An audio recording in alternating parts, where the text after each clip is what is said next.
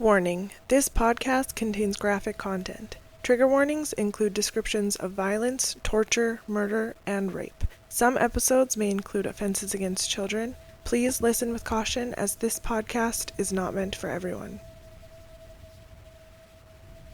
In 2004, on a summery night in Regina, Saskatchewan, 5-year-old Tamra Keepness was playing in the living room with her siblings, where laughter and joy filled the air. Everyone went to bed as usual, but by the morning Tamra had disappeared, leaving her family and the community confused and shattered. What followed was a massive search effort, but despite the passage of time, Tamra's fate remains a heartbreaking mystery. This is Tamra's story.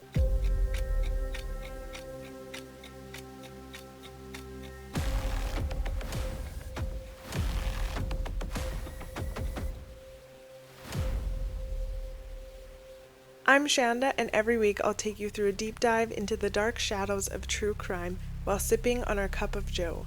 This week I got a brand new Pink Yeti. I'm drinking a Nespresso caramel cookie pod with a little bit of frothed milk, and it is great. As well as today I just finished making candles to put in my basket with a little Keurig and a couple other things for our local veterinary/rescue auction. But anyways, welcome back. Thank you for listening, and let's get into Tamra's story.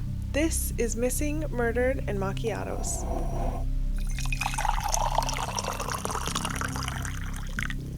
Tamra Jewel Keepness was born on September 1st, 1998, to Lorena and Troy Keepness. Her family were members of the White Bear First Nation band under Treaty 4. Tamra has 2 older siblings, Summer and Rain, and a twin sister named Tanis. Tamra is described as loving, brave, and as smart as Einstein. The family lived in Regina, Saskatchewan, and not long after the twins were born, Lorena and Troy split up. The 4 Keepness children would split their time between their mom Lorena and dad Troy. However, in 2001 to 2003, the kids mostly stayed with Troy and his mother until Troy was no longer able to take care of the kids full-time in 2004 as he was struggling with his sobriety, so they went to live with Lorena.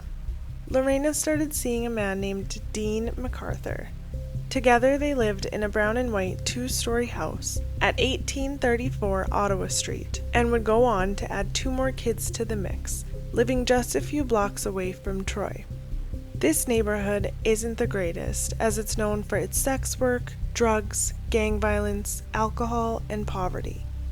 It was only about a 5-minute walk from a halfway house for convicted felons, and there was a homeless shelter close by where people who were struggling with drug abuse, alcohol abuse, and psychiatric disorders would live. Lorena did her best as a mother to make this house a home for the kids.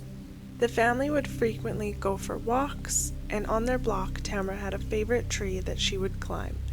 Her sister remembers that one time she was walking home from school when she heard somebody calling her name, but she couldn't see Tamra anywhere until she looked up and noticed Tamra up in the tree.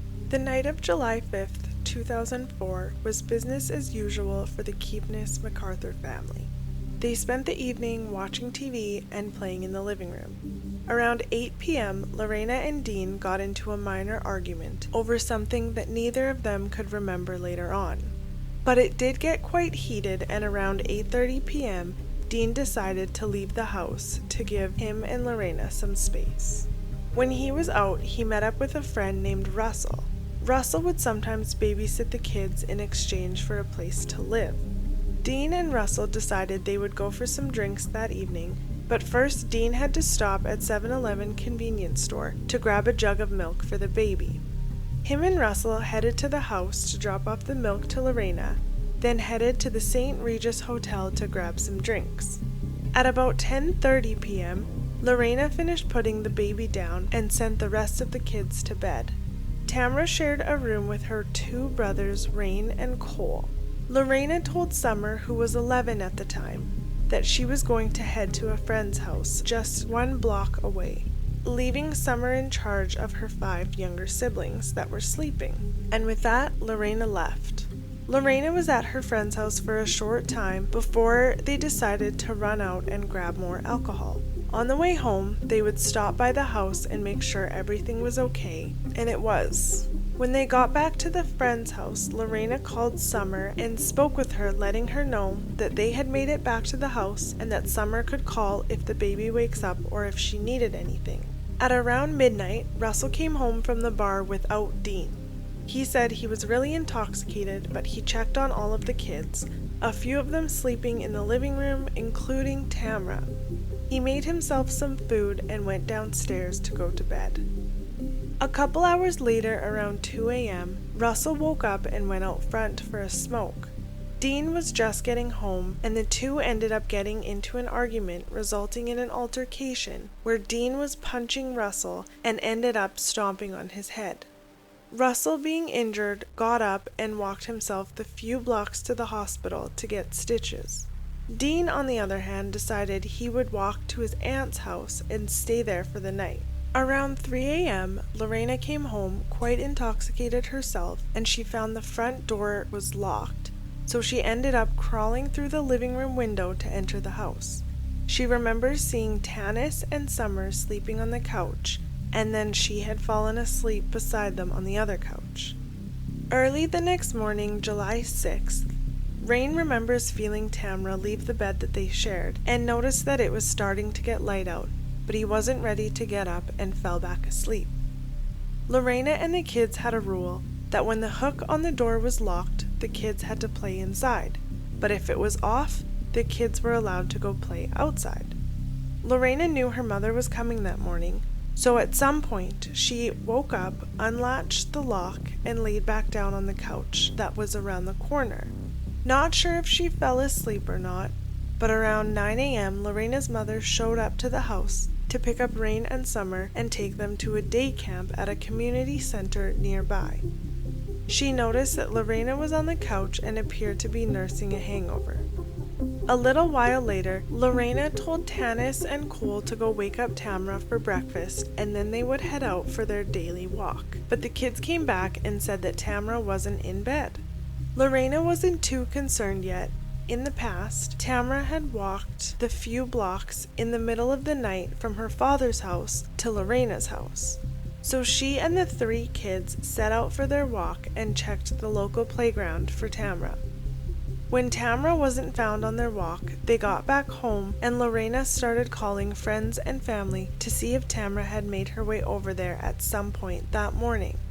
When no one had seen her, Lorena decided to report her missing to Regina police at 12:16 p.m. At the time Tamra was reported missing, it was uncertain as to what she was wearing, as no one had seen her since the night before, but she was described as a 5-year-old Indigenous female, approximately 3 foot 5 inches tall, approximately 40 pounds, short, dark brown hair in a bob style, and dark brown eyes. Tamra had 2 circle-type birthmarks on her stomach. One was pale and one was a bit darker, and she had a scar on one of her legs below the knee. She was believed to be wearing a light blue striped halter top with pink accents, light blue jeans, and rubber boots. Police obviously took this seriously and started looking for 5-year-old Tamra within the neighborhood and friends' houses, as well as looking into the family. This brought up some red flags. When police walked up to the home, they noticed blood on the front porch steps, as well as a broken window. They then spoke with the people in the home and found out about the altercation between Dean and Russell. Dean had said that he had went to stay at his aunt's house, but the altercation happened just after 2 a.m. and he didn't make it to his aunt's house until 5 or 5:30 a.m. I'm not sure how far he actually lives, but I assume that since the police made sure to mention this, it shouldn't have taken him anywhere near that long. As well as finding out that Lorena came home to the locked door without a key and having to climb through the window. Police find out that the Ministry of Social Services Child Protection Unit had been involved in the children's lives since 1993, shortly after Lorena and Troy's oldest, Summer, was born. There had been over 50 reports made against mostly Lorena, struggling with her drug and alcohol addiction, neglecting the children, as well as domestic abuse within the home. 2 weeks before Tamra's disappearance, her stepdad Dean had been released from jail for beating Lorena in a drunken rage. Police were unable to release an Amber Alert for missing Tamra, as there is a specific guideline that has to be met in order for an Amber Alert to be issued. This is right from the Saskatchewan Amber Alert program. The guideline has 4 key points. The first being the missing person must be under 18 years of age or an individual living with a significant cognitive, physical, or intellectual disability. The second is that an investigation has confirmed either abduction by stranger or abduction by parental has taken place and has led investigators to believe that the abducted person is in danger of bodily harm or death. The third is that there is enough descriptive information about the abducted person, the abductor, or the suspect vehicle to ensure that the public can positively identify these elements. The fourth being that the alert has to be issued in a time frame that would provide a reasonable expectation that the abducted person could be returned or the abductor could be apprehended. At this point, they could not confirm that Tamra had been taken from her home or from the park, as well as no one had actually seen Tamra since 10 p.m. the night before, meaning she could have been missing for 14 hours. And with no signs of forced entry and no signs of Tamra being in the neighborhood, police had decided that even though it didn't qualify for an Amber Alert, they would still allow local news agencies to broadcast about her disappearance. While there were no current leads, police had no choice but to focus mainly on the family. According to Lorena, police even brought in the kids for questioning. Dean was interrogated for over 20 hours, and Lorena and Dean had also given police multiple names of people that they thought could be involved. This included a neighbor that was discovered to be a convicted pedophile. Police searched the neighborhood and found no obvious signs of Tamra. This neighborhood was riddled with poverty and substance abuse, resulting in the streets and back alleys being filled with garbage piles, old mattresses, dumped washers and dryers, abandoned vehicles, lots of neighbors' lawns being tall and overgrown, multiple abandoned houses, and there were so many places that a 5-year-old could be hiding. As well as there was the possibility that she had been picked up in a vehicle and taken out of the city, which would have only taken approximately 15 minutes. The city of Regina is also 3 hours away from the border to the U.S. Tamra could be in a different province or even the U.S., as they possibly had a 10-hour head start and passports were not needed to cross the border at this time. Police slowly widened the grid of their search as search teams were put together and people from neighboring communities offered their assistance. The night quickly turned into the morning of July 7th, and they set up a command center bus in a nearby parking lot where the lead investigator kept track of the search and came up with potential outcomes. An all-Indigenous professional search and rescue team put together by Nolan Ross came from Montreal Lake Cree Nation in northern Saskatchewan to help search for Tamra. Members of other communities would get together and search the ditches of highways leading out of the city. Police had stopped garbage trucks and checked bins, and a minor search of the dump was held, but again there were no signs of Tamra. Police did eventually tape off Lorena and Dean's home while forensics took over, but they never released if anything had been found. They pulled surveillance footage from nearby businesses, including the bus depot, but found nothing suspicious. While this was happening, tips began to flood in. Hundreds turned into 1,000 and eventually up to 2,000. But still, no leads to Tamra. No signs of an attack nearby. No articles of clothing. No witnesses. The search was called off on about day 7, but police announced that there was a $25,000 reward for any information leading to an arrest. A few days after Tamra disappeared, her father Troy showed up to the house on Ottawa Street with a baseball bat in an attempt to get answers about his daughter's disappearance. He beat Dean, causing injuries, and when Lorena heard the commotion from upstairs, she immediately called 911, even though she wasn't exactly sure what was happening downstairs.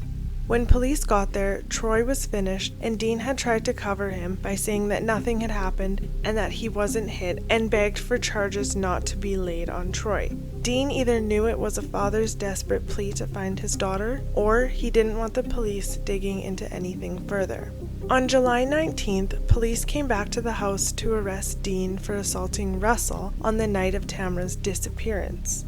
3 days later, on July 21st, Child Protective Services ultimately decided that Lorena and Dean were not capable of providing a safe environment and care for the other 5 children, and ended up taking the children into their custody, and they never fully returned to Lorena's care.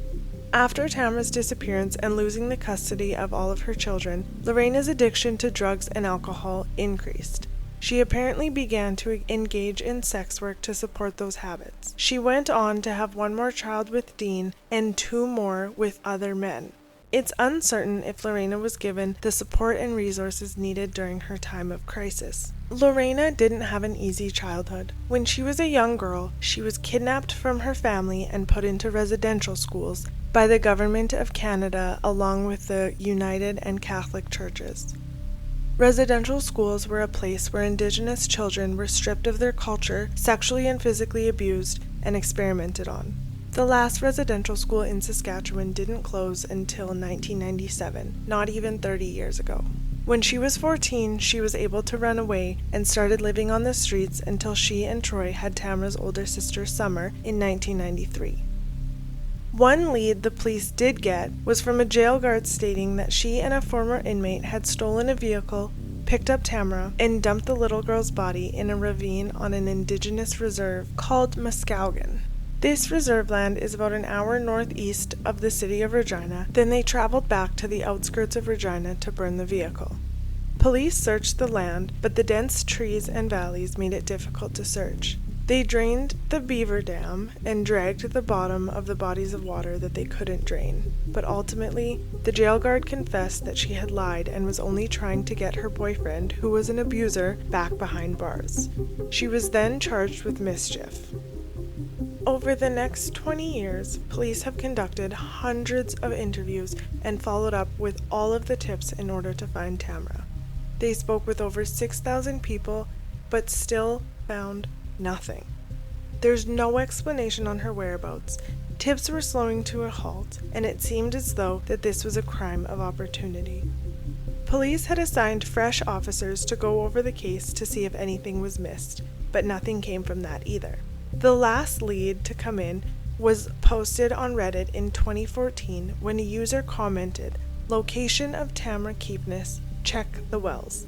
They also had attached a hand-drawn map that had been given to them after their great-aunt visited an inmate in an Alberta jail.